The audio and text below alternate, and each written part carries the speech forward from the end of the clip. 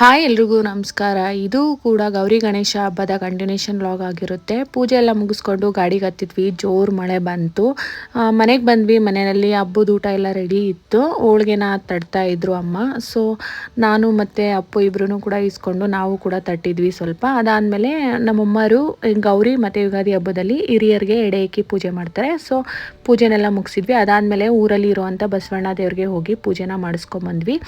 ಊರುಗಳಲ್ಲಿ ಗೊತ್ತೇ ಇರುತ್ತೆ, ಎಲ್ಲರೂ ಸೇರಿ ಒಂದು ಗಣೇಶನ ತಂದು ಕೂರಿಸ್ತಾರೆ. ಸೊ ಅದೇ ರೀತಿಯೇ ಇಲ್ಲೂ ಕೂಡ ದೇವಸ್ಥಾನದಲ್ಲಿ ಕೂರಿಸಿದ್ರು. ಅದಾದಮೇಲೆ ನೆಕ್ಸ್ಟ್ ಡೇ ಹೊಸ್ದಡ್ಕಿನ ದಿನ.